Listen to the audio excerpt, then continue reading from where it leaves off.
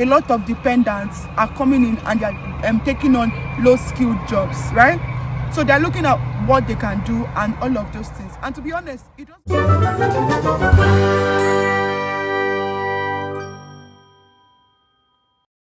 I'm just here in the park and I was just having discussions and I'm thinking, I think I should make a video about this, because I feel like in as much as it is good to make videos and make people aware, it's very important that you know how to, sift information and pick the right information out of all the rumors, right? Just before I go ahead with this gist, I want to gist with you guys. Hello people, I know it's been a minute, but how are you guys doing? Welcome back to the channel. I'm glad to have you guys here. Thank you for the support and all of that. Today I want to talk about, we've been seeing a lot of things on Instagram, Twitter, on YouTube, Jackma influencers basically. We all know that the UK government actually, there's something they're cooking, right? They're cooking something, but they have not told us exactly what this thing is. And I've just been sitting down by myself or doing my own thing, and I'll just randomly receive message on WhatsApp and somebody's asking me, Gomi, is it true that they will stop dependent visa on in April 2023? And I'm like, please, why do people see this thing? They say it's trending on WhatsApp, like they've been sharing broadcast on WhatsApp and all of that. And I'm thinking, why are people doing this? It's so unnecessary. I understand the fact that you want to make people, make their decisions fast and all of that. But in as much as you want to make people make their decisions fast, what can you possibly do?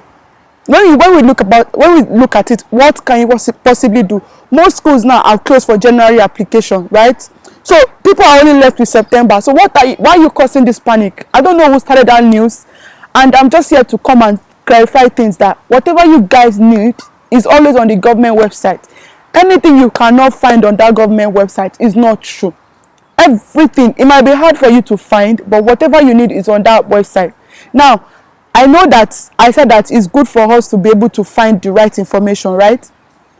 In everything that they've been saying, yes, there's been like some truth in it. They said that in every rumor there's always an iota of truth, Abby. So there are truths in what they have been saying. It is true, like it is not a news, it's everywhere.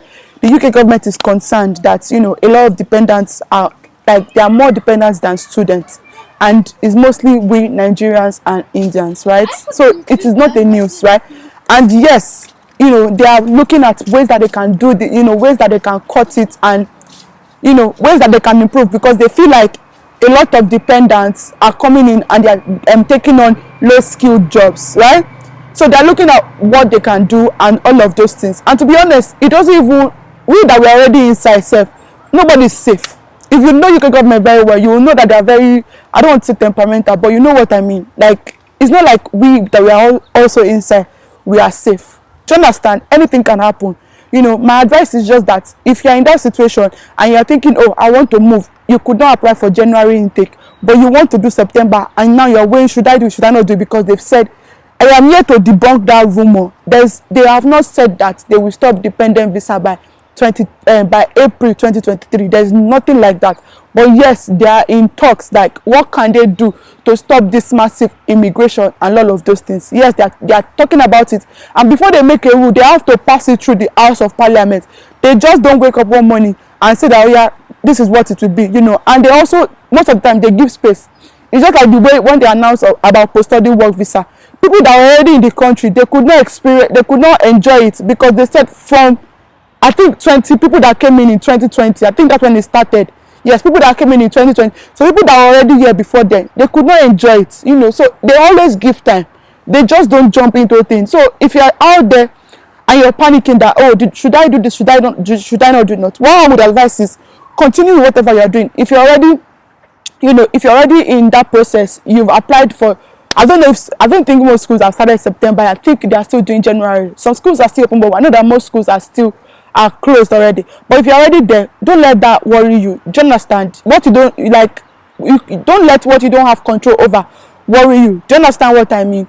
However, it's always good to have plan B. Let your plan A have plan B. Let your plan B have plan C. Do you understand? You look at every other option. Don't put all your eggs in one basket.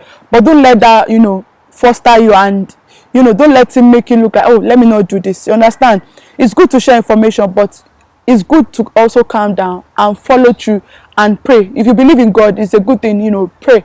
And I just thought that it would be a good thing to actually come out here and say that there is no date yet.